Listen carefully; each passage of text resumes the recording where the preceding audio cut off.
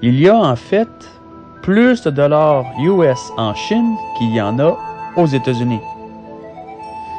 L'inflation engendrée par la libération soudaine de ces dollars sur le marché US serait assez pour écrouler l'économie en un temps record.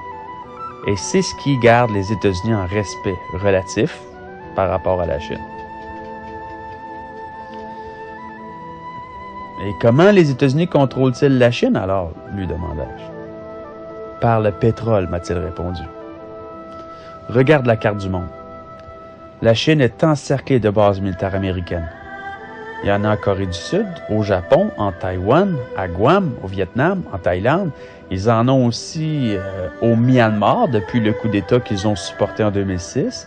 Puis ils proposent d'en établir au Népal dans le but de libérer, entre guillemets, le Tibet. On connaît le genre de libération que l'Occident apporte aux pays moins développés. Hein? Puis ils ont des bases au Pakistan, puis au Tadjikistan aussi. Sachant que les bases de l'OTAN sont en fait des bases états-uniennes, ben la Russie aussi est encerclée. Si vous regardez ici, là, il y avait encore en 2001 un endroit par où le pétrole pouvait entrer en Chine sans passer par le contrôle états-unien, puis c'était l'Afghanistan. Inutile de vous dire que depuis 2001, ce pauvre pays de martyrs est couvert de bases militaires états-uniennes. C'est ainsi que les routes d'importation de pétrole pour la Chine peuvent être éteintes en cas de conflit. Mais nous ne sommes plus en l'an 2000, nous sommes bientôt en 2012. Et tous ces efforts n'ont pas su ralentir la méga-machine chinoise. Elle est devenue une réelle menace à l'hégémonie états-unienne. Il paraît de plus en plus évident que, hormis la privatisation de la Banque centrale libyenne et la cupidité pour son pétrole, une autre stratégie états-unienne est de plus en plus évidente.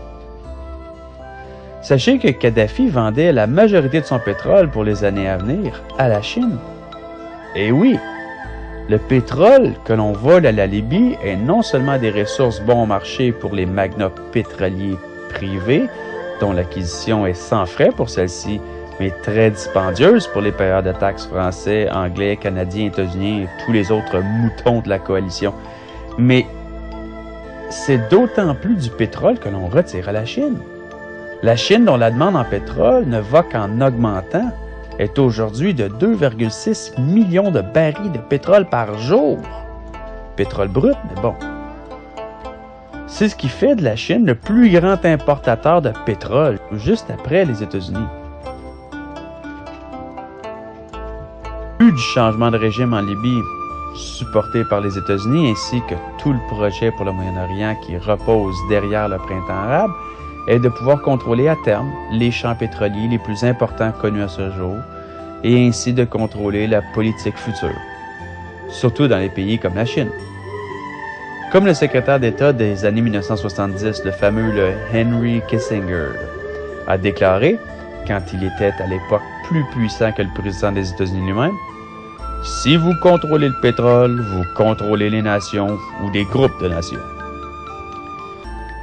Là est peut-être la sortie logique du piège pétrolier qui a été placé pour la Chine.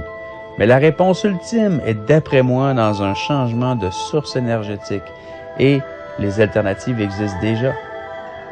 La Chine est la mieux placée pour favoriser le développement de ces systèmes. Elle deviendrait la tête de la révolution pour une énergie viable et renouvelable. Imaginez la Chine qui deviendrait la salvatrice de l'humanité et de son environnement en mettant un terme à toutes ces foutues guerres de pétrole.